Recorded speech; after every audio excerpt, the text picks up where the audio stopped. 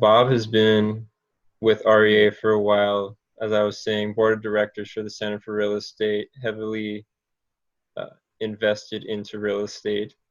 And he's going to tell us about his background first, and then he's going to talk about how we all can create value with real estate. So let me pass it now to Bob Taylor. Thanks, James. I appreciate you allowing me to talk to the association, and so I appreciate, thanks for the association for having me. And I also want to congratulate each of the students here in choosing Cal State Fullerton as a college of their choice. Everyone I've known that has graduated from Fullerton has done very, very well in their business life. So I think that hope your journey will do the same. Our objective today is really to share with you 56 years of my real estate and business history with you, and then hopefully there'll be tools that you'll be able to see from the presentation that you can put those tools in your toolbox to use in your journey for the future, for your careers and the creation of wealth as you go through life. So the topic of our presentation here is Retire at 40. To give you a little bit about my background, as I graduate from Cal State Fullerton with my bachelor's degree in '67, and I went to work for Rockwell International in Anaheim. At that time, they had 32,000 people, believe it or not, working at the one facility, and I was with the personnel department at the time. And then I left there to go to work for General Dynamics in Pomona. I was in charge of college recruiting in 1968 and then through '69. And one of the things I was in charge of was draft deferments. Well, then I got drafted from the United States Army and ended up going to Fairbanks, Alaska. Spent 2 years there in '69 and through '71.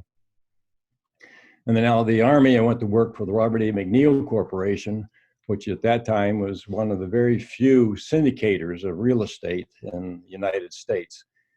Robert McNeil was the one who actually wrote the syndication law for the state of California. And I was privileged enough to start with the company when they only had 3 employees here in Southern California.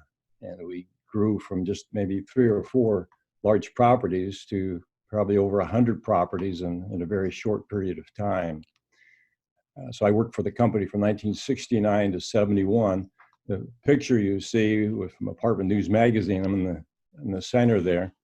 I was 28 years old, and I was vice president, had the Southern California region, and had 10,000 apartment units under my wing, and then also 2 million square feet of commercial. So it really gave me a good exposure to the real estate business.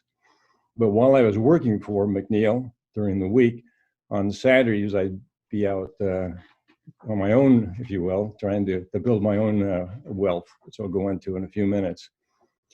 But I was able to retire at age 32. My goal was to make $100,000 by the time I was 30 and $1 million by the time I was 40. And I was able to make that $1 million by the time I was 32 years old, and able to do that in life, which I wanted to do without having to rely on a job. I saw my dad, he had a good job, but he worked for the United States government, and he just hated the bureaucracy. So every day he'd come home from work and, he'd be complaining about, I can't believe these guys are doing this and that and so forth. And he really was sort of miserable. And so I said to myself, when I was 18, I never wanted to work at a job that I didn't like. And thinking about it, I never saw a millionaire work at a job that he didn't like. So my goal was to be a millionaire by the time I was 40, and able to accomplish that objective. I want to go to the next slide here, kind of my early history in business. I was sort of an entrepreneur when I was a kid. I had my own gardening service when I was 12 and a half, 13 years old, mowing lawns and so forth. And then I went to work in a shoe store when I was 14 and a half. And then I was the youngest employee at Melville Shoe Corporation, Tom McCann. when I was 15 and a half. And I was working across the street from Santa Ana College at a shoe store. And one Saturday afternoon, the district director, Bob Winkleman, came into the store and said, "Hey, Taylor, how you doing? And how are things going?" I said, "Well, doing great." But I said, "We have one big problem." And he said, "Well, what's that?" And I said, "Well, we need more of these Mexican huaraches." And a Mexican huarache was a sandal. It was worn by a lot of the surfers, and I was surfing at that time too, back in the 60s. And all my buddies were anxious to get these sandals because that was sort of a trademark and part of the costume, if you will. And district director Winkleman, he says, "Gosh, Taylor," he says, "we just can't get them fast enough." And for whatever reason, to this day I have no idea, but I said to him, "I think I know a firm that gets you 3 days delivery." And he pops up and he says, "Well, who's that?" I said, "I'll let you know Monday." So Sunday I get in my car and I drive down to Tijuana, 2-lane road at that time, and started knocking on doors. And I found I could buy some of these huaraches in bulk of 100 pair for $2 a pair. And I could sell them to the district, the shoe district of Orange County, for $2.85. So I make 85 cents times 100, I'd make $85. That was much better than the $1.25 that I was making an hour selling shoes. So I communicated that to the district director, Winkleman, and he said, "Well, I'm going to a buyer's meeting in Portland, Oregon. I'll be back in a couple of weeks and I'll let you know how many I need." So sure enough, a couple of weeks later, he comes back and he says, "Well, Taylor, we need 1,200 pair. Any problem with that?" I said, "Oh, no, sir. And that Mr. Winkleman, there's no problem at all. We'll get that to you."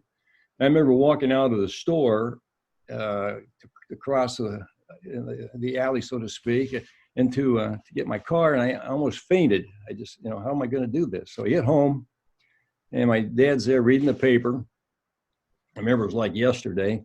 And I said, "Dad, I need to borrow $3,000. And he said, $3,000 for what, son?" I said, "Well, I've got a purchase order for 1,200 pair of Mexican huaraches." So this is again while I was a junior there at Cal State Fullerton. And he puts the paper down and he says, "What's a huarache?" So I had to show him, tell him what's Mexican huarache and blah, blah, blah. He says, "Is this going to work?" And I said, "Yeah, I think it will work." And he said, "Okay, here's the deal. I don't have 3,000, but we'll go to the bank and I'll co-sign for you for 3,000. And I said, "Okay." So we did that. So I borrowed the $3,000. And I'm going to make a long story short. Within 2 years, I was the largest importer of Mexican footwear in the United States. I may have been the only importer of Mexican footwear, but I guess I was the only and the largest at the same time. But the business really grew, and I was shipping shoes all over the United States. And that's where I really got a lot of knowledge. My MBA really from as my second MBA, just from being in business for myself. But I thought if you're 18, 19 years old and with no experience and no money, you're able to, be a distributor to a major shoe manufacturing and shoe business retailer that you can probably do just about anything. Just if you put your mind to it, you can make it happen. And then I'm going to talk about Lake Oroville in a few minutes. I'm going to jump to Milton Fourplex. Milton Street is a street that parallels the Yorba Linda Boulevard to the north of the college there. And when I got out of the Army, I didn't have any money at all. I was making land payments and boat payments while I was in the Army, and I think I made $300 a month. I worked part-time after the Army, I guess, while I was in the Army, different jobs. And my wife came up with me and lived in Alaska, and she worked. And but everything we made, we spent just to make a living. So I get back to Orange County, and I want to use my GI Bill to buy a property. So we could buy a fourplex on the GI Bill. And I bought a property behind Cal State Fullerton for $60,000. And it was 1,300 down. It was $600, 1% for the down payment. And then the balance, the 1,300 was closing costs and so forth. So I didn't have 1,300. And so I get a Cal State Fullerton student loan at Bank of America for 1,000, and I'm still short 300. And the Visa cards just came out. So I borrowed $300 on my Visa card, and I thought it was a home base, and everything was going great. And then a week before the close of escrow, you get a call from escrow saying that they need, the bank wanted to see that I had money in the bank. And of course I had nothing. And about 5 minutes later, my buddy of mine, Bill Ofterhide, he was a Cal State Fullerton buddy, he came over to my house, and I said, Bill, how much money do you have? He said, well, I got $500. I said, okay, Bill, write me a check for 500, and I'll write you a check for 2 weeks from now for 500. And well, Bill said, oh yeah, okay, no problem. Can't believe he did that. I can't believe he gave me the money now looking back at it, but he did, and he's a good, one of my best friends. So anyway, that started me in the fourplex business and across from Cal State Fullerton on the GI Bill, and I sold it about 3 years later for $120,000. So that worked out pretty good. And then I'm going to tell you a little later about my experience in Corona and then in Banning. Goals for life. You can either have power, be a governor of a state or something, fame, be a rock star, or create wealth. I submit, no matter what you do in life, you need to create wealth on the side, no matter what kind of business that you're in. Now, what we don't know is we don't know what our lifespan is going to be. We don't know what emergencies are going to come up, your health, job security. And now we can add in the coronavirus, I guess, to the list of things that we don't know, and you need to prepare for it. And you can think of the many, many people today in America that just really live from paycheck to paycheck, and they're really in tough shape right now. But those people who save money and put money aside are going to get through this, without too much difficulty. What we do know is we know that the government is broke. They're going to get in worst shape. We're going to go from probably 22 trillion to probably 30 trillion here, before the next 18 months is up. And it's you're going to see taxes going up, and it's going to be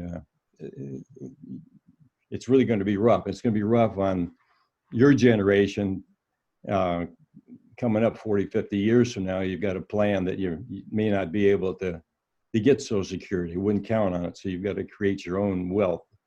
And the time to do it is do it in your 20s or early 30s. One of the things I like to point out is that Bill Gates would trade places with any of you in a microsecond. And the reason for that, why would he give away his $75 billion, I should say, and trade places with you? And that's that you have time on Earth.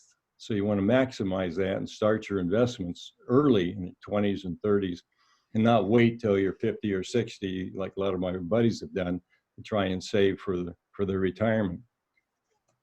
I love real estate because it's a limited supply. I quit making it a long time ago.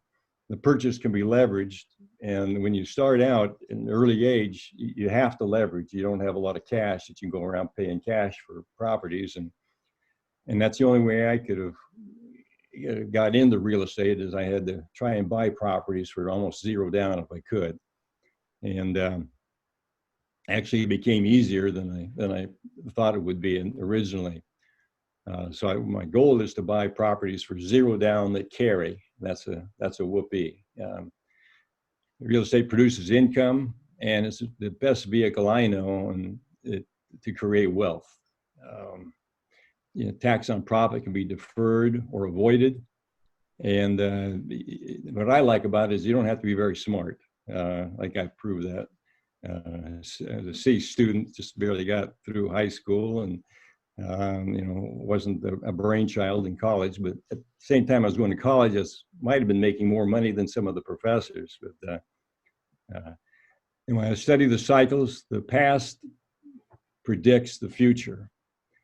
And I was asked to make a speech at Tsinghua University in Beijing in 2008. And I was trying to think of, gosh, what could I possibly tell the Chinese? And then it dawned on me that the Chinese had never gone through a recession. Everything was just, straight up for the last 20 years. And you talk to people and you say, well, the real estate has ups and downs and cycles and so forth. And oh, no, not here in China. The government's going to take care of that, and we're not going to have any recessions. I said, well, okay, that's what you want to believe. But anyway, so I put together a slide presentation documenting the 7 recessions that we had here in the United States since the 1920s. And the average length of a recession was probably about 22 months, I think it was, and probably had maybe a 28% dip and average. And then I just noticed putting together this presentation, this is 2008, we have the dark blue line was the actual for the US, and you see that it's copyright Chris Lee and Associates. I've known Chris since the 1980s, and he's really my go-to guy as far as trends in the real estate business. You might want to mark that down and make a note of it, and get his reports that he puts out maybe quarterly. They're excellent. And then I just kind of guessed at what the future might be, just to fill out the chart. And then as I looked at the chart here a few days ago, I see in 2020, it had a peak in the real estate business. And gosh, in January, we probably hit our peak. And then we have a downturn going into 2025. And my guess, that's probably going to be pretty close. It's going to take a while and usually 5 years to get out of a recession. So even I'd like to take credit to putting this chart together, but it's just, it was totally accidental that it came out this way.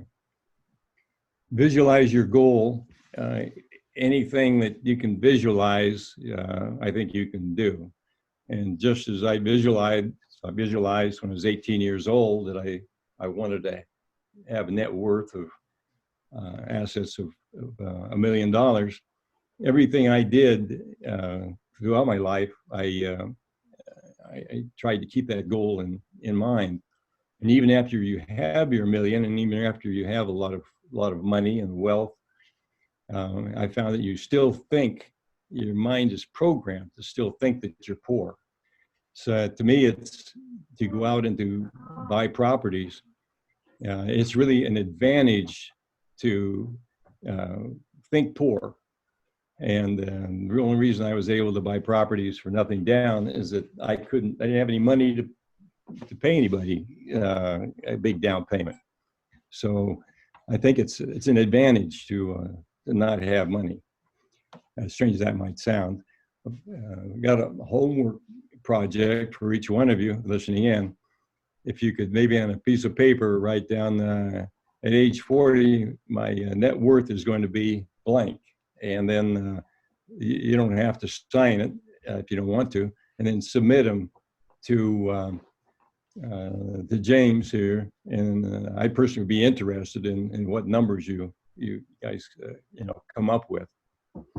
That's a homework assignment. OPM, other people's money, and first was to develop credit with public and private sources. Public is much more difficult to borrow money today than it was when I was doing 30, 40, 50 years ago. But private money is really easier to borrow, and it's really prevalent. So you want to develop sources of private money.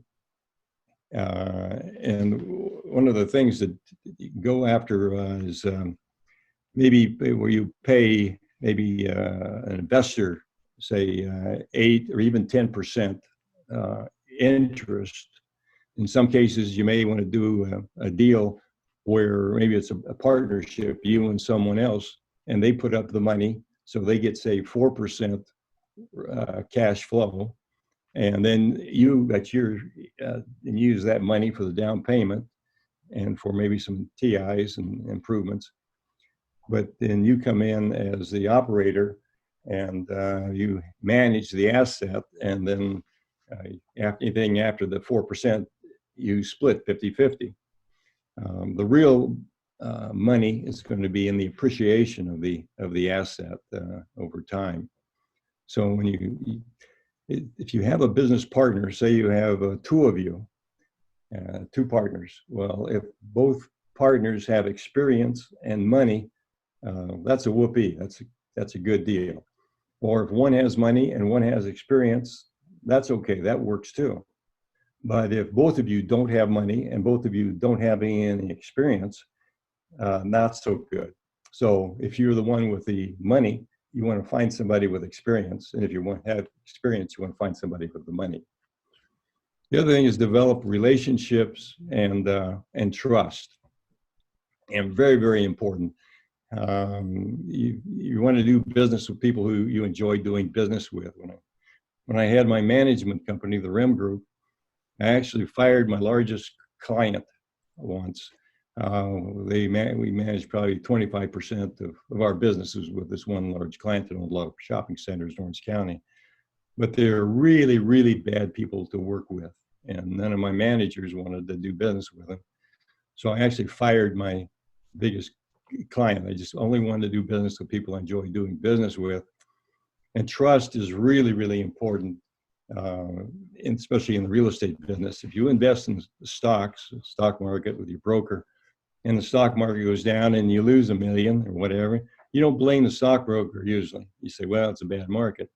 But you bring somebody into a real estate transaction, if the transaction doesn't work out and they lose money, you just lost a good friend, because they're not investing in the property necessarily, they're investing in you as an individual. And so for me, I like to, if I'm bringing a partner in, I like to bring in partners that either give me 100% of control and they understand that there might be a risk, or they have experience in real estate and they understand that there is a risk and that maybe it's longer term return on their money as opposed to something happened and they're going to get their money quickly. A lot of people have short-term memories and they are looking for instant gratification in real estate. Generally in real estate, best way to do it is buy it, leave it, forget about it. And you wake up 20 years later and find out it's quadrupled in value. I got a buddy of mine that owns a big management company here in Orange County. He still has the first house he ever bought. He probably owns about 150 houses. And if he needs money, he borrows on one house and then he buys another house, and it's got, huge cash flow. And so again, it depends on what your goals are and how you want to move forward with your business plan. But trust is very important. I wanted to share with you this chart here on shadowstat.com. In 1979, the government calculated the Consumer Price Index, CPI, as to actual inflation. So, and a lot of the government contracts had CPI increases, and then they were also paying to pensioners, people on retirement, CPI increases each year. So back in the early 80s, when you had high inflation, the government kind of got tired of paying a 10% increase in their leases every year, and also paying out money to the pension folks. So they said, well, what we're going to do, we're going to take out homes. Calculating CPI increases, putting in houses and inflation with houses is just ridiculous. So we're going to take that out. Well, you can see by the chart in 1983 versus prior to that, there's a small gap between the blue line and the red line. Well, in 1990, they had another meeting to government to figure out this CPI, and they said, the spread isn't wide enough. So we're going to take out food and we're going to take out energy in addition to housing. Well, that doesn't leave much. Then he leaves basically disposable income, if you will, to calculate the CPI. So the blue line is the real CPI increase from going forward here to 2019. The red line is what the government tells you the CPI is. So the message here is that if you're not getting 8 or 9% return on your investment, you're losing money. Most people aren't aware of this chart, and this is what's happening. You know what's happening because when you go to the market to get a loaf of bread, it's twice as much as it was 3 years ago. So something's going on, and it's quite a bit better and bigger than just the 2%. Wanted to introduce you to Lake Oroville. Again, my dad came home from a trip to the lake. This is before it was built. It started construction in 1956 and finished in 1967. Well, in 1963, my Dad said, son, they got this lake up here in California, in Northern California, and we ought to take a look at it. So we went up, and it was unbelievable, the size of the lake. It was going to be the second largest lake in California. So we decided to try and maybe buy a little lot that we could put our teardrop trailer on. And my dad spending some more time up there, ended up meeting the mayor. The mayor just happened to have some land would be across the street from the major state park. And it's probably the crown jewel property around the lake. And so my dad comes home and he says, son, this is an opportunity here. And so, well, how much is it? He says, well, it's $92,000 and $30,000 down. And my dad doesn't have any money. I didn't have any money. And again, this is 1964. I think it was my first year at Cal State Fullerton. And he said, well, I said, the richest man in the world that I know is the guy that I'm working with on Saturdays selling carpet at Stevens Brothers Carpet Company in Orange. So that next Saturday, I went to see the owner of the company, John Coate. Met him and showed him the map and the papers and the numbers and everything. And he said, Bob, he says, this looks really good. He said, we should buy this. I'll buy it with you. And I said, well, John, I don't have 50%, but I could afford 10% down. And 10% of the $30,000 down was $3,000. And John Coate said, well, he says, tell you what, I said, I'll take 20% and I'll let the rest of the guys in the carpet company come in for the other 70.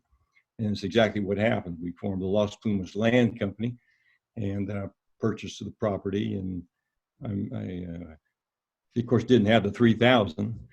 And so I went to my dad says, why don't you go see your aunt, my mom's sister, and see if she's got it.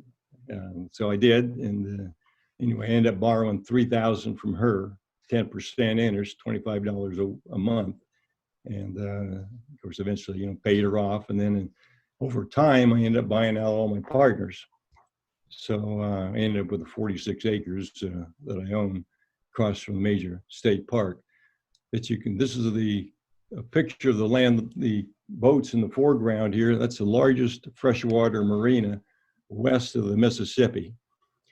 There's probably there's houseboats out here that are 110 feet long, and Christopher Columbus came over in a 90-foot boat. Some of these boats are just huge. And then you'll see a boat launching facility in the middle of the picture. And then off to the far left, they're building another launch facility around. It should be finished here in a couple of months. This is an 880-acre state park with campgrounds and even has a horse motel. So if you have on vacation, you've got your horse, you can bring your horse. And you can see the cleared out area up above the center of the slide. And that's all my land that I now have about 640 acres of property that we're now in the process of developing and clearing the land. This is a view from my office, and I'll be at my home. I'm driving up right after this meeting, and I'll be there for about a week doing some business. And again, we're working with some folks interested in building some apartments, hotel, and so forth on the property. The property that you see in the purple is property that I own currently. It's about a square mile of land. And then the bottom left-hand side of the property picture, you'll see a small 7 acres that just repossessed, foreclosed on, took it back, got it rented, and the guy's got an option on it to buy it. Young guy, he's about 32 years old. And then the purple below that is on the major corner. And that's where the 80 acres will go on the south part of that property, about 4 acres. And then the northern part of that corner is going to be commercial. And then across the street will be the new downtown area for this new town that we're building called the Village of Lake Oroville. So I have a specific plan from the county that was the first specific plan in the history of Butte County. I can build a hotel in 99 units the way it stands today, 76 condominiums, retail, and probably 1,400 plus homes, apartments, and then recreation.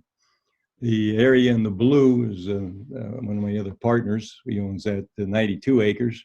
And then right in the middle of the screen, you see a pink 2 20-acre parcels. And that's a buddy of mine from Cal State Fullerton, Hong Zhang. And in fact, his wife is graduating, I think, this spring. I sold him the 20 acres. I've been negotiating on it for 20 years. And finally, the fellow people died, and some heirs got it. And I was able to basically steal that property because you can see there's no roads to it, there's no access. So we got it real cheap for Han. And right now, if he sold it, he could make about $2 million profit. And then for the far right, I've got another 60 acres that cleared, and in the process, we'll be selling off some of that land here later the next couple of years. Great area. There's absolutely no vacancy in the area. The town just 20 miles north is Paradise, which burned November 8th, 2018. 14,000 people lost their homes. And so I took up all the basically inventory of Chico, California, and Oroville. And then in downtown Oroville, they're building a new hospital, $250,000 hospital, and hiring 1,000 employees, which most of them are making over 100,000, and there's no place to live. So it's kind of a perfect storm for the development of this property. So case study number 2 is, and by the way, going back to the other slide there for that, I own about 1,200 acres around the lake, and it's all paid for. There's no debt. And back in 2005, the Union Bank said, Bob, you're a good client of ours. We'll loan you $5 million on your land in Oroville. And I said, no, that's nice of you, but I don't think so. Now, you can think back, if I had borrowed $5 million and invested it back in 2005 and then waited till 2007, the big Great Recession, I wouldn't be talking to you today. I'd be back in the shoe business probably. But so you got to be careful. The objective when you get older is you want to get more. You have to be highly leveraged when you start out, but later on in life, you want to start paying off your real estate. And at the end of the game, you want to own it all free and clear. Now, case study number 2, this is in 1976. I wanted to start expanding my investments in real estate, and I had my job working with the Robert E. McNeil Corporation. But every Saturday for 2 years, religiously, I'd meet my broker, who became my partner in Corona, and we'd meet at Honey's restaurant, and we'd make 10 ridiculous offers every Saturday. Now we dictate to John Vanderbilt was his name, and he was really my mentor. What we wanted to do on these 10 offers, and then the next Saturday we're having breakfast, and the next Saturday we go over the responses that we got from the people that we made the offers on, and go through and either accept or reject and whatever, and then we make 10 more offers for the next week. So we probably made 40 offers every month. You can imagine the volume that going at, but we ended up buying $3 million worth of property, basically for nothing down. And it worked out pretty well. In this, I'm going to show you in a few minutes on the far left-hand side is the Landmark building, and then Corona Industrial on the top of the screen. And then to the far right is just the Villa Corona and Villa Terrace apartments. But, okay, this is one of the first buildings I bought in Banning, or Red Park, cities mixed up, in Corona. And it was 12 units on Rimpaw Street. And I remember just standing out in front of the sidewalk we're looking at now with the seller. And he owned it all cash. And he wanted $150,000 for it. And I said, the name was Eugene Van Z. And I said, Eugene, I'll tell you what, I'll give you your price of $150,000, but I'm going to give you $5,000 down. And he said, well, that's kind of skimpy, isn't it? He said, that's not that much down. Can't you do more? I said, well, the problem is I want to save money on the side because I want to fix this place up. And I said, if I give you, say I give you $150,000, as if I had $150,000, what are you going to do with it? He said, well, I'm going to probably put it in the bank. And I said, that's what I thought you'd say. But you're going to get, what, 2%, maybe less in the bank? I said, I'm going to give you 10% interest and $145,000. And so he liked that. Well, make a long story short, we agreed, and I bought the property for $5,000 down, and did what I said I would do, fix it up, and work on it. My wife helped me do some work on it, and as she did with all my properties, it was really a team effort. But what he didn't know was I didn't have 5,000. You kind of get in the feel of what's going on here. So I went to the bank and I borrowed 5,000 from Bank of America, and on a 90-day note. They only trusted me for 90 days, I guess. So I put the 5,000 into escrow, and of course 90 days goes by pretty fast, and 90 days pops up, and I decide, well, let's see if I could ask for an extension, but I really want to build credit with this bank, and I want to show them that I can pay them back. So I don't know what you fellas would do, people, ladies in the audience here, but I went to bank number 2 and borrowed $5,000 to pay bank number 1. And they continued to make improvements to the property, raised rents, and put a little lipstick on it, cleaned it up a little bit, and sold it in 6 months for $190,000. Sorry about that. So I made $40,000 in 6 months, and that worked out a pretty good deal. And of course, paid the bank back. Now, in the foreground here is the Landmark building. It's quite an historic building, although it's not on the historic registry because we made a point to keep it off so we could, maybe someday if we were going to keep it, we're just flatten it and build a high-rise office building. But you can see there's a church or an auditorium, movie house, theater there on the right side. And the movie business is, not too good. All these old theaters were, nobody wanted them for a theater. So I had a pastor that came up to one of my ads, and he said, I'd be interested in renting your theater. And I said, great. I said, and I asked him, I said, what Reverend Ray's is his name. I said, tell me what your budget is. And he said, well, my budget's $500 a month. I said, well, that just happens to be what the rent is, $500. So how many do you have in your congregation? He said, well, I got about 60. I said, that's great, Reverend. And then about 6 months later, a year later, I said, well, how you doing? He said, oh, I'm doing great. I said, how many in your congregation? He said, oh, we got 100 now. So that's wonderful. So I go back and I raise the rent. So pretty soon, Reverend Ray, he was a very good businessman, and he ended up maybe leasing the entire, almost the entire building, 90% of the building, started a church school and so forth. And he had a big congregation, and this was the center of town, and he was getting a lot of folks coming to his church every Sunday. So about 2002, I'm thinking to myself, boy, you know, if he moves out and buys his own building or, you know, moves, I may be in trouble here because I've got a 65-year-old, 70-year-old building that's going to be hard to get financing on. Nobody wants to at least, you know, raise a little money on a church. So I asked Reverend Ray, do you want to buy this property? And he said, oh, yeah, we'd love to buy it, but, you know, we just don't have the money. So I knew he was paying about $14,000 a month in rent. So I knew what he could afford.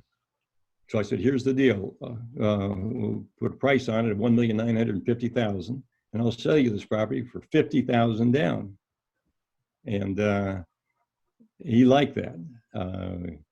So make a long story short, we paid $250,000 for the property with 3 partners. We each put up about $8,000, and we sold it for $1,950,000, and we had no debt, so it was a first trust deed, and the note was amortized for 48 years to get that $14,000 rent, same as the rent.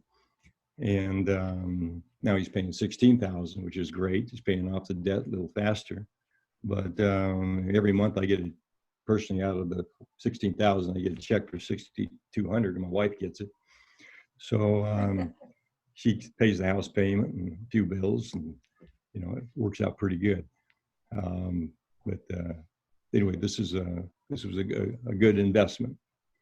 Let's go to the next one. This is an industrial building. Where the cars are parked, that was all dirt or asphalt when we owned it. But we bought it in '78 for $120,000 with $20,000 down. My partner put up 10 grand, and I put up 10 grand. And we ended up selling it for $1.25 million about 10 years later. We actually bought it, sold it, repossessed it, take it back, sold it again. And in total, we made about 1.2 million. Okay, this is Villa Corona, Villa Terrace. Paid $12,500 a unit. That sounds like a really cheap price. But if you go back in time, in 1972, properties in Fountain Valley, my first building that I managed, one of the first 470 units, the property sold for $14,500. So you can see what the inflation is done. So this was $12,500. I bought it for no down. I won't go into it. It'll take too long to go through the concoctions and so forth that tell you about the no down deal. But I ended up selling it for $2,025,000. So the Sabo Properties, I'll give you a little background on Sabo. 1999, I made a presentation to a class, professor for a day, Cal State Fullerton. And at the end of my talk, young lady came up to me and said, I'd like to have lunch with you. I said, great. So we had lunch, and I ended up hiring her as my assistant. At that time, I had the large management company. It was doing well. And about 6 months later, she says, Bob, she says, let's get together again and have another lunch. I said, fine. So she says, here's the deal. I don't want to work 9 to 5 forever, and I really want to make some money. And I said, well, how much money do you want to make? And she says, she thought for a minute. She said, I'd like to make $1 million. And I said, okay, how long is it going to take you to make that million? She says, 10 years. Now, she was working part-time for Prudential Real Estate in Yorba Linda. She had a real estate license. She was 18. And So I said, okay, here's the deal. We'll make $2 million. You take your million, start your family, and I'll take my million. I'll go buy a boat. And she says, okay. But she says, I don't have any money. I said, well, I don't have any money either, but I've got a line of credit over here for 100 grand with the Union Bank, and we'll use that to get started. And I said that now I'm going to borrow money from Union Bank at 4%, and I'm going to loan it to Sable Properties. That's what we're going to call ourselves, Sarah and Bob, at 8%. So I'm going to take 4% spread and on the bank's money. And I said, you're still in? She says, yeah. And I said, here's the second axiom or second thing we're going to do that I want you to agree on is I don't do any work. You do all the work because I'm running this other company over here and I don't have any time to mess with this. She says, are you still in? She says, yes, I'm in. I said, okay. He says, what's next? I said, okay, I want you to go out and analyze all of Southern California. And I want you to find an area that what I call hasn't popped yet, where the values today are the same as they were 30, 40 years ago. She said, boy, I don't think that's possible.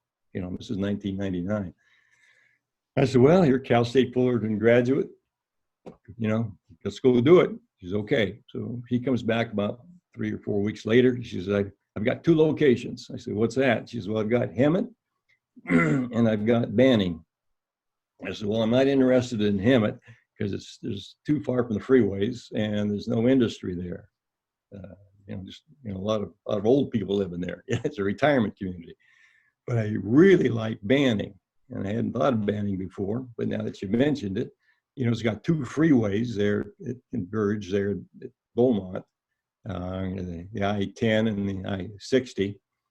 And they said you got a railroad that goes right through the town. So eventually it's going to be a great distribution area.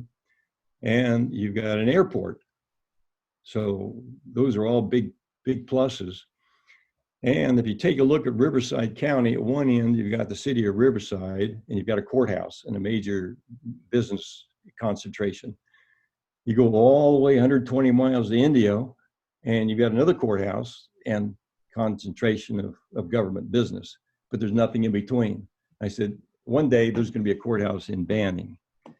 And I said, I think let's pick Banning. And I said, about that same time, we heard that they're going to build a tower at the Morongo, a large tower, and hire a lot of people. So she says, okay, well, now what do we do? So I said, okay, we're going to make 20, same thing we did in the Corona. We're going to make, we're going to buy 20 properties. We're going to make offers, make 10 offers a week or whatever we can do. And she was on the multiple listing. So at 8 o'clock in the morning, property would come on multiple in Riverside. And 8:05, we were making an offer on it. And so I said, we're going to buy the 20 properties and make $100,000 per property, and that's our $2 million. So after about 3 or 4 months, we were up to 15 properties. And I said, Sarah, stop! Don't buy any more properties because you got marketing ahead of manufacturing. We got to get this stuff financed. We got to get leased. We got to, all these things we got to do, and we need to spread this thing out. We don't have to be such a hurry. She's okay, no problem, got it. Next day, yeah, we bought another property. Okay, how much? It's $3,000 down. Okay, book it. Well, to make a long story short, she paid no attention to what I said. We bought 47 properties, and my line of credit was up to $400,000, if you will. And this is 2005. And I'm getting a little nervous about the economy. So I said, we got to start selling off some of this stuff and paying off our debt, my debt. And she says, okay. So we sold 7 properties and got all of our money back that we had borrowed, the 400 grand, any money we had extra put into these properties for TIs.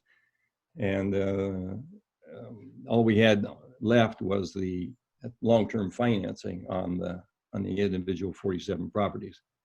So the message is that we could have gone through the Great Recession, given all these 47 properties we had left back to the banks if we had to. God forbid, we'd never want to do that. and we would have not lost our shirt. So anyway, I want to kind of walk you through the path of progress, and you want to remember that term, path of progress. High prices start, of course, in Newport Beach. And the only difference between Newport Beach and Banning, California is time. Okay? You're going to say, and then you say, well, what do you mean by that? I'm saying that in your lifetime, the house that you're buying in Newport Beach, you're going to have to pay the same amount of price in Banning, probably. Okay? It's because of inflation. So you want to hedge against inflation and own real estate, but you don't want to go to pay the high prices now. You want to buy at a discount, and you want to buy properties where there are very few buyers. So you're the only buyer in town, and then that's why you get good prices. You buy when everybody else is selling, and you sell when everybody else is buying. So I started again in Corona. That's where I made my first money. And then I went to Elsinore, bought quite a few properties in the Elsinore area. And then, of course, I was working on my company a great deal of time and doing other things. So I kind of didn't buy much property except in Oroville. I kept buying land there.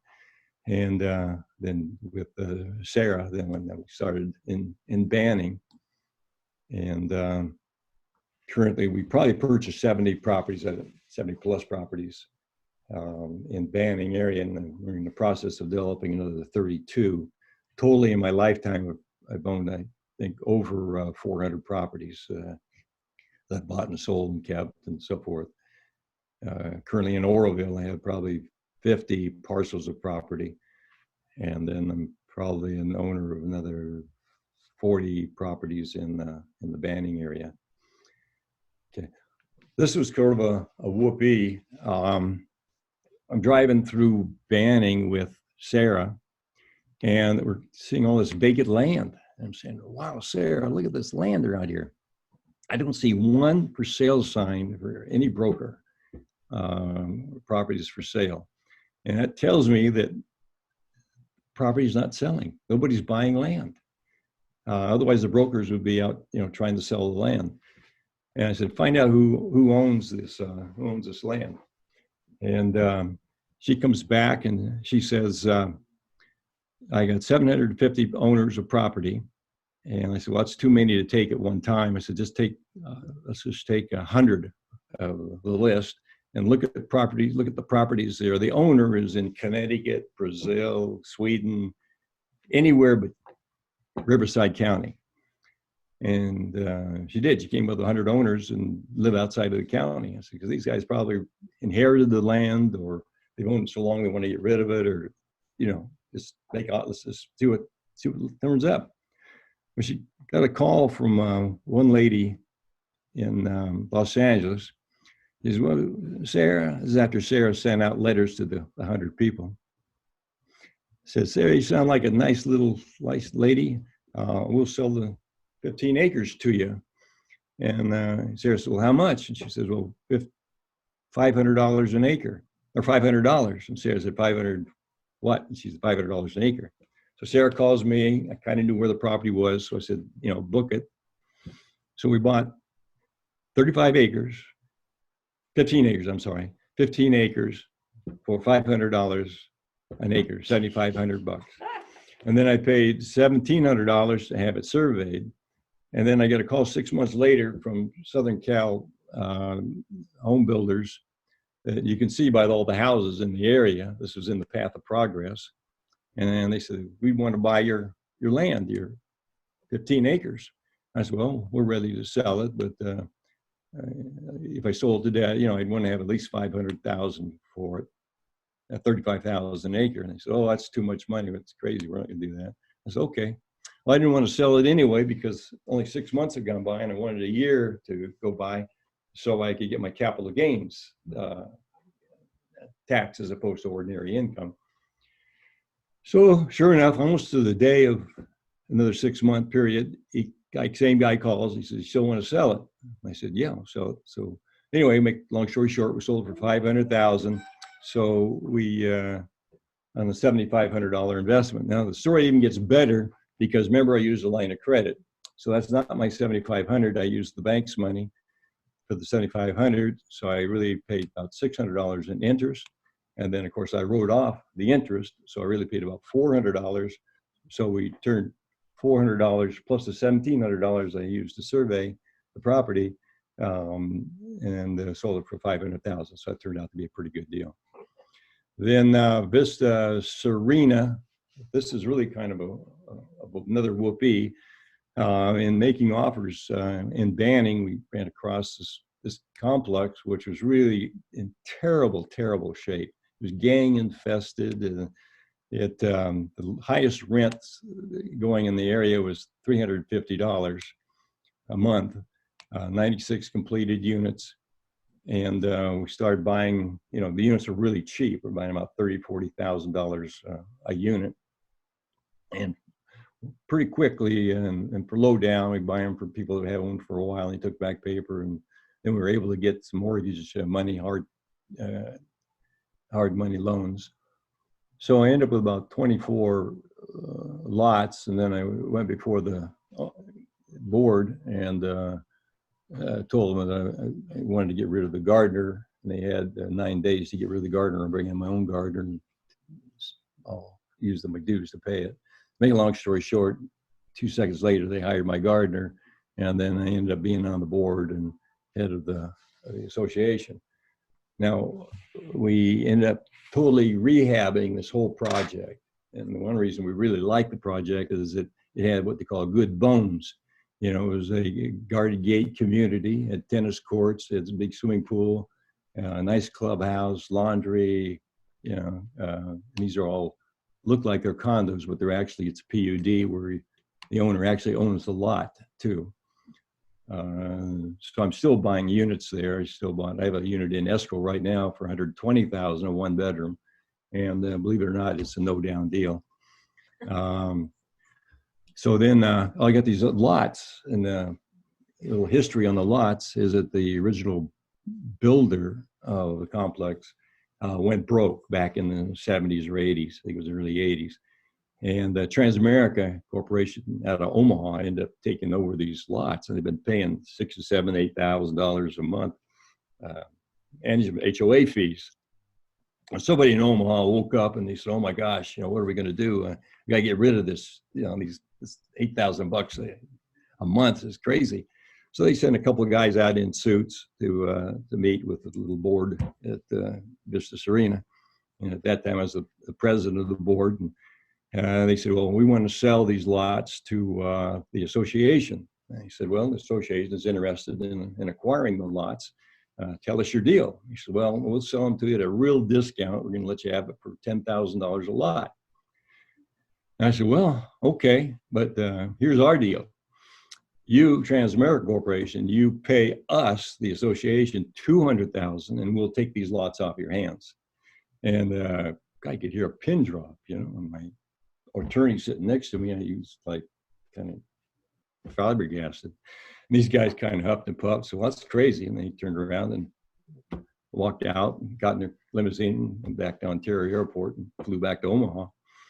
But a couple of weeks later, my attorney gets a call, and he says, "Hey, we got a call from those guys in Omaha, and here's their deal. They will give you $150,000, but not give you one penny more." Well, $150,000 was my goal going into the deal in the first place. So I was book it. We're happy. Now the story even gets better. Is that now a fellow named Jeff Payne, who's one of the speakers at the Real Estate Association this last spring. He and I are partners along with one other partner, and we are buying these 32 lots at $15,000 a lot, and that's $470,000 that's going into the association, so it can be used to further improve the common area.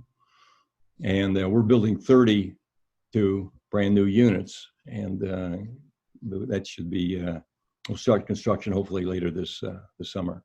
So that's working out pretty nice. This went from the worst property in Banning to absolutely the best property in Banning.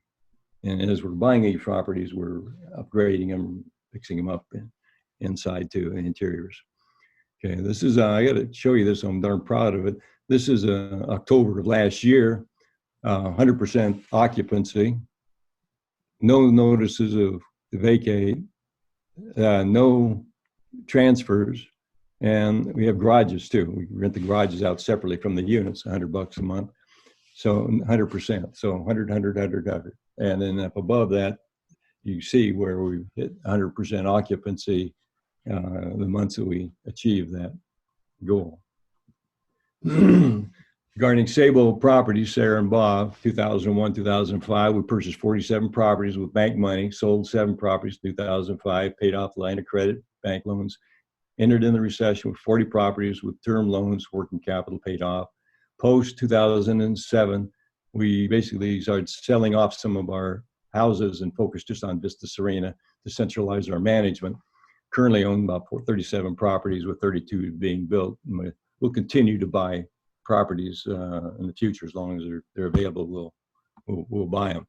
Formula investing in real estate, select the area of greatest appreciation. Again, if you were to do Google right now, the 10 fastest growing cities in the state of California, less than 300,000, out of the 10 will be Oroville and Beaumont Banning area.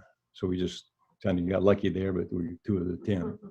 Know the market. You got to know the market just like the back of your hand, know what values are and know who's buying and who's selling and so forth. Make ridiculous offers. You make ridiculous offers to a broker, and the broker will say, that's ridiculous. I'm not going to do it. I'm not going to. You want to get rid of that broker. You want to find a broker that, if you're working through a broker, that knows that area that you want to target, and he'll work with you. Now, my partner broker, even get him to take back his commission in paper. So say if I made, say it was a $100,000 deal and I got 80% financing from a lender, I'd always have the seller take back a note, say 10% or 15%. So best thing if I could get a 5% down payment, and then the commission just happened to be 5%, and I get the broker to take back his his commission in paper. So that's how I got some of these no down deals. But I was a volume buyer, and he was able to get a lot of paper, so he didn't need the cash, so he enjoyed having the paper out there and so forth. Finance over 15 years if you can. Again, at the end of the game, you want to have all your properties owned free and clear. I've got a cousin of mine that in his 20s, every year he would buy a house in the Mission Viejo area. He had a good business, he was making money, and he'd buy the house, low down, and then he'd rent them out. Well, fast forward 15 years later, he has, today, he has 10 houses, owns free and clear, and he's getting $4,000 rent on those houses, so with no debt. So he's bringing in net after taxes and so forth. I'm sure he's bringing in 34,000 a year, cash flow, and 10's not a big number. So minimum down payment, again, starting out, you want to leverage is your key. Leverage is your friend when you start out. And then buying strategy, identify and negotiate the variables, price, terms, interest rates, closing date. Now price, and I usually try to go in maybe 10% lower on the price. The terms, I always want the seller to take back paper. Even if I had the cash to pay all cash, I always want the seller to take back paper. The reason being is that, say I buy a property for $100,000 and I put, say, 10% down, and the seller takes back 10%, as an example. Paper is always worth less than cash. So say if seller takes back, say, at 10 or 20,000 or 50,000, second trust deed due in 5 years. Usually I try and ask for 7, negotiate back down to 5, and then try and get lower percentage as you can. And I don't mind paying a little higher percent to get them to take the note. And the reason being, after a year and a half goes by, you pick up the phone, you call the seller, you say, seller, say, I've owe you $50,000 here, but I've got 30,000. I just sold some property. I got 30,000 cash, and you can discount that note to 30,000. I'll give you the 30 grand. Well, the sellers always take it, because whatever money they made on the sale of the property, they've already spent after a year and a half. And then when you come back with the extra 30, make 30,000, then you don't have to wait 5 years. You've got it in year 2 or less.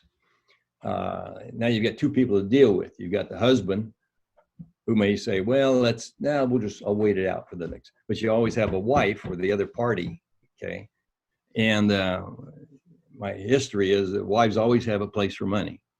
So they'll say, well, wife says, hey, I'd sure like to make that trip, down, to Europe, or I sure like to modernize the kitchen, or it'll be something. But anyway, it gives you the opportunity to renegotiate the deal.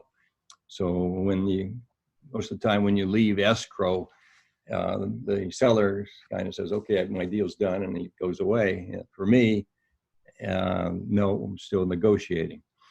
So again, it's the terms, interest rates, always try and get the lowest interest rates I possibly can. And same thing, down payment and closing date. You say, well, why closing date? Well, say this time of year, I may buy, say, a house for, say, 100,000 again. And I'll say, look, why don't we close escrow January 1?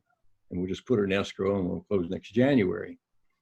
And they say, well, gosh, I really need money now. I said, well, okay, what if I give you $2,000 now and we'll close in January? And I said, the benefit of you closing in January is that it appears as though you've owned this property for a long, long time, and it's totally depreciated. And you're going to have to pay tax on $100,000. And in California and federal capital gains are probably 30%. So you're going to lose 30 grand just on waiting, just on, why don't we do this? You close in January. Now you don't have to pay tax until spring 2022. Okay, that's starting to look better all the time, right? So closing date is some of the items that you can negotiate with in addition. So what you want to do is you want to hit all of these items to favor your position, and then what they come back with is they may say, we're not flinching on price. We want that 100,000 period. Okay, well, that tells you what they want, and it also tells you what they don't want, what they're not interested in. So then you give something back, you want something in return. So then you start working on the terms, interest rates, down payment, and so forth. Okay, Titan's Law, OPE rather this time, board of directors associate with the best people, and group decisions better than individual decisions. Board of directors always have what I call informal board of directors, like all of the work that I've done in the People's Republic of China for about 10 or 15 years. Dr. Weili Liu, Cal State Fullerton, has been on my board of directors. I don't do any major decisions in China unless she nods and says, okay, that makes sense, okay. Associate with the very best people. I even had one of my clients was Mitsui tell me, a very close friend. He says, Bob, I got to tell you something. You may not be the sharpest knife in the drawer. I said, you're right. But he says, you associate with the very best people.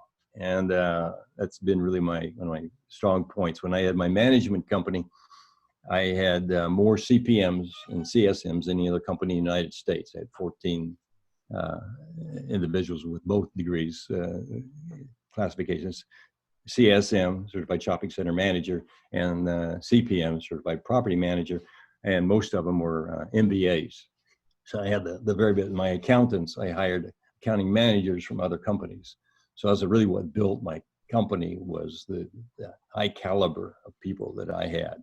And then group decisions better than individual decisions. So I always tried to encourage the people around me to not be yes people, not say, oh, Bob, that's a great idea, you ought to go do that. I want them to say, no, Bob, wait a minute, we don't have the money. Or Bob, this is, not the time to do this or whatever. So I need that negative feedback.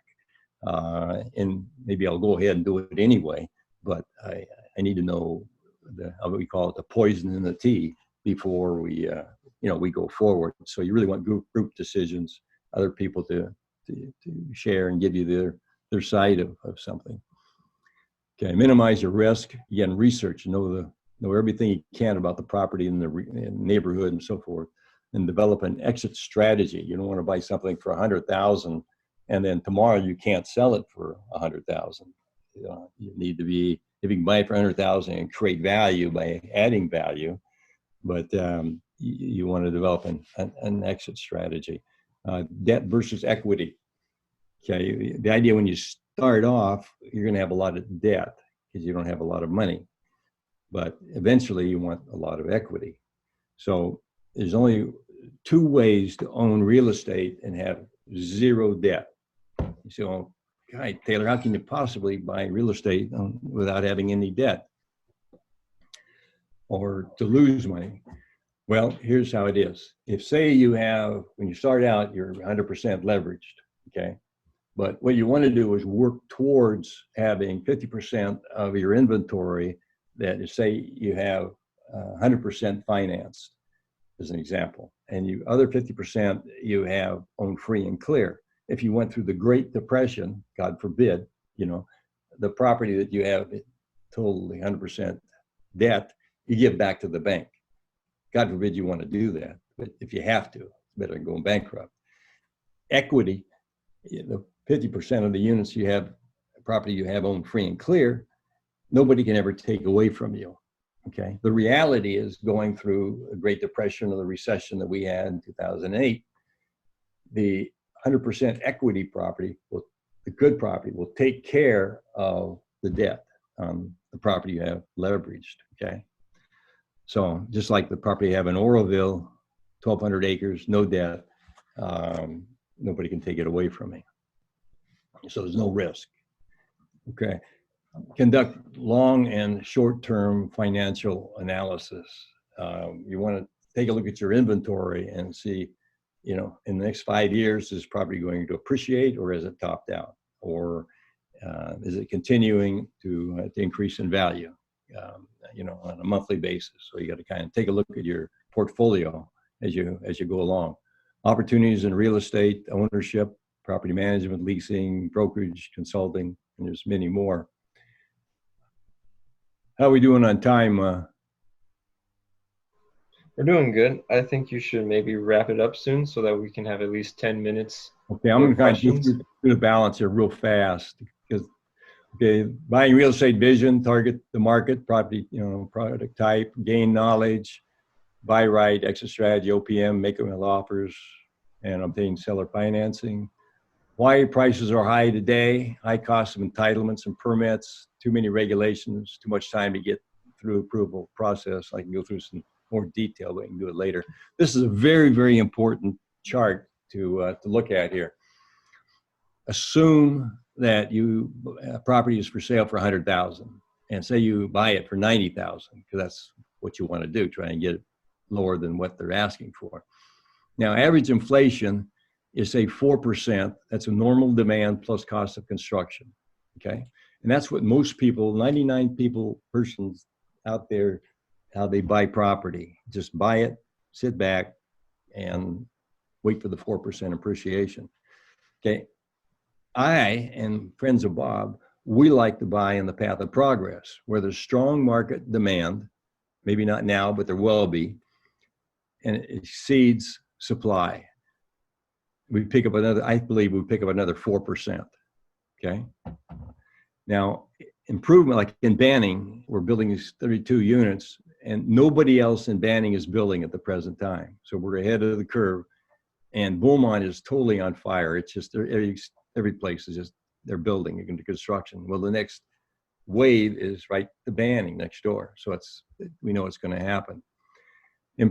Make improvements to the property. So we're taking, say, a Class C property that's in really bad shape, built in the 70s or 80s, and we're putting in new kitchens, all kinds of improvements, and we're adding value.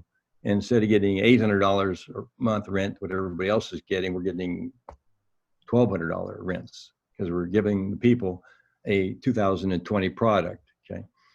So again, we pick up another 5%. So in my mind, I'm looking at 13% annual increases, and you can see on the chart on the right how that adds up from 100,000, and maybe we only paid 10, but or 90, 10 less, but you can see how the values multiply here. Plus, you get equity buildup on the financing and the depreciation. Okay, who creates the value in real estate? Of all the people involved in real estate, and I'll answer the question, it's the real estate manager. He's the only one in all these different categories that creates value.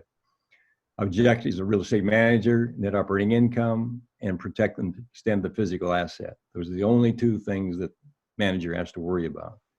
Okay. The owner sets the value or sets the vision for the property. Property manager sets the strategy, and the on-site manager implements that strategy. Okay, goals for management CEO, you want to be quality, be the best, develop relationship, and profit.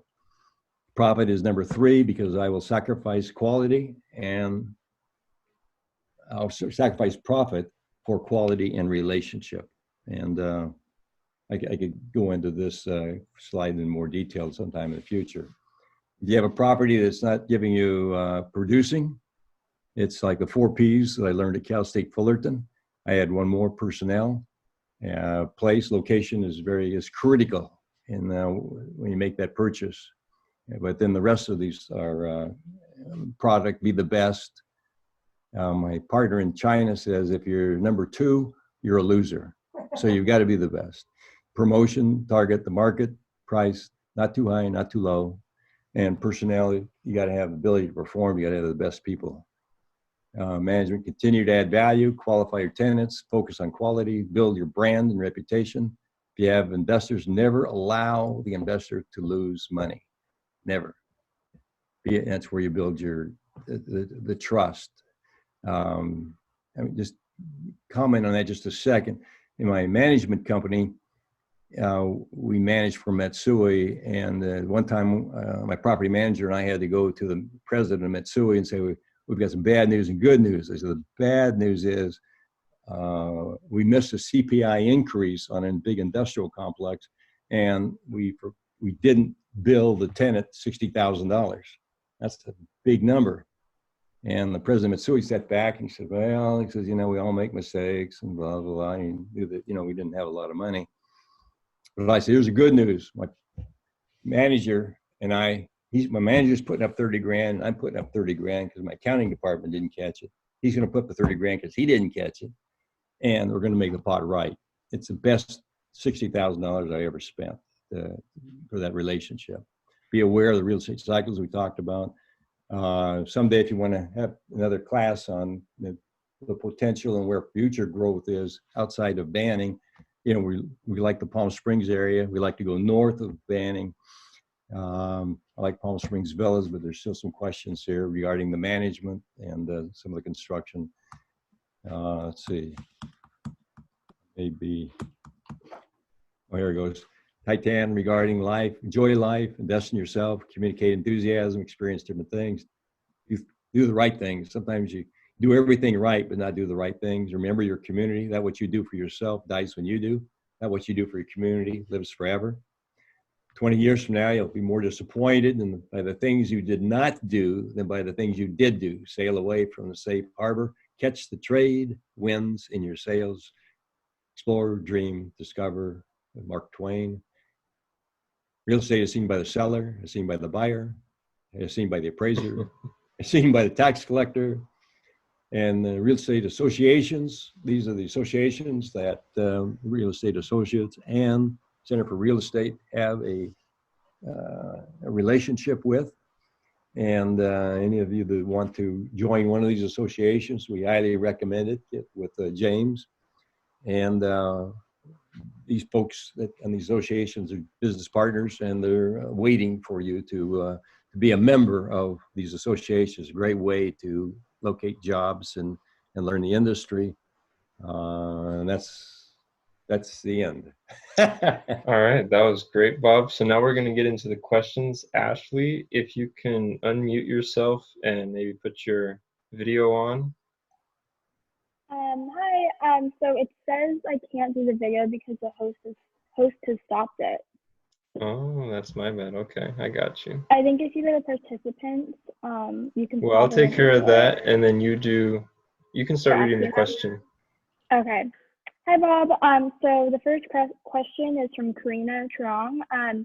And she wanted to know, after COVID-19 is over, do you recommend transactional real estate investments like flipping houses or purchasing land? Well, what I've done is I tried to do both. I like homes or condos or non-expensive homes. And I like land. Land will create wealth for you, but you have to have a good job to be able to make those land payments and to pay, taxes on the raw land. So you have to buy land real cheap.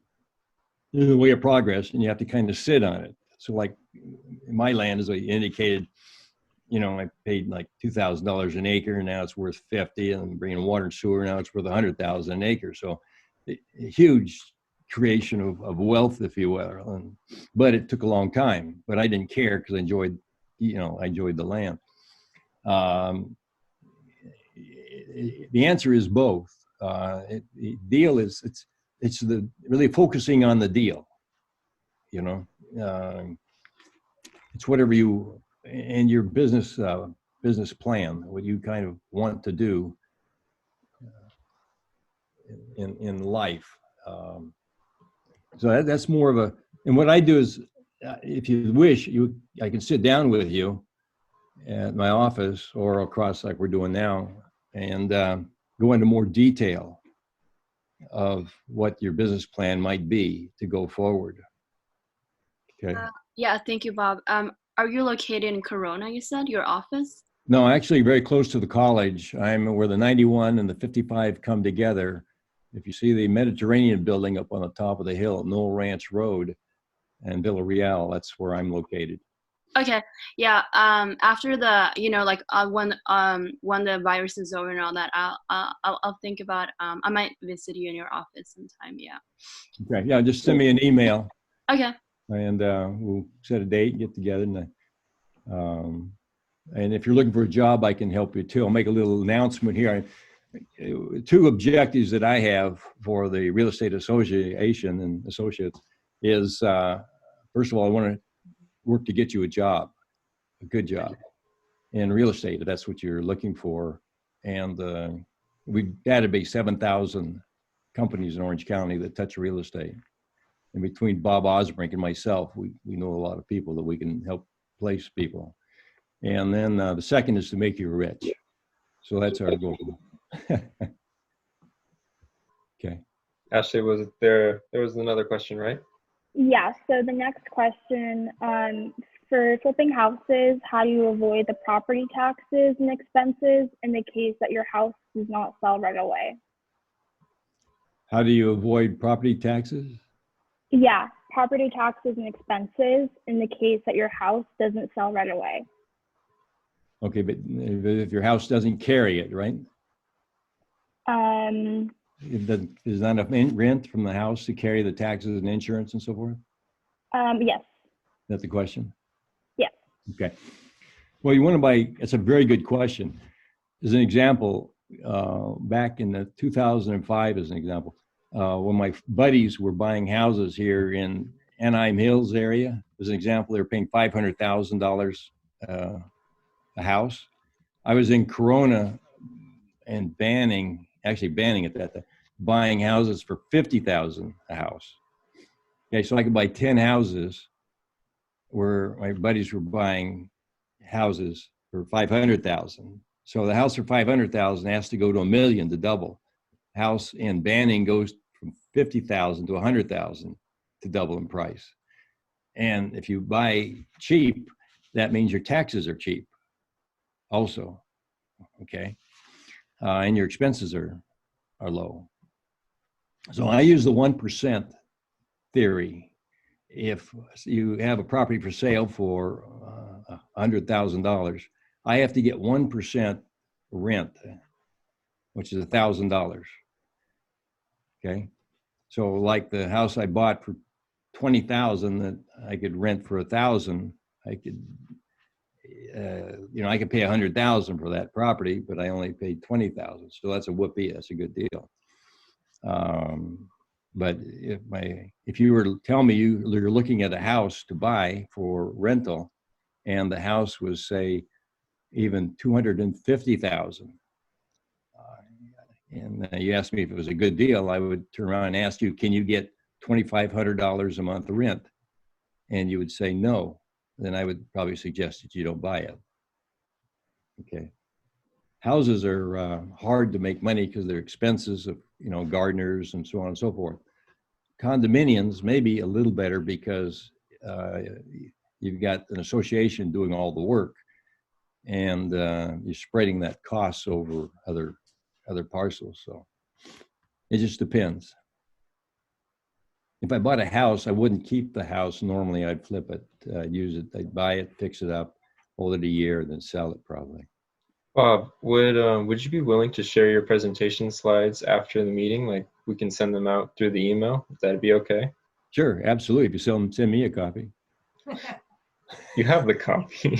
Oh, I meant a slide of the presentation, the talk. The video. The video. Oh, okay, so yeah. So the video, everyone, will be uploaded onto our YouTube page, Okay. and that'll be probably, give it a day or so. So you can find this recording on YouTube, and we'll also email you guys the PowerPoint slides that Bob just went through. Okay, and great. And for the real estate Center for Real Estate, we're in business solely to help you, the students, be successful. So take advantage of it, to work with your president, and let us know how we can help you. That's our goal. And if you want to contact Bob, we'll also include in that email his email address and your phone number too. Is that okay? It's okay. Okay. So I think we're running out of time. Yeah, we're going to run out of time here. So we're going to end it here. If you have any other further questions, just email Bob, and you'll get that email with the stuff we'll send out to you. So I just want to say thank you all for coming. Thank you, Ashley, for taking care of the Q&A. And most importantly, thank you, Bob, for doing this presentation with us. Real pleasure. All right. Thank you, everyone. Take care. I'm off to Oroville. Thank you. Bye-bye. Bye.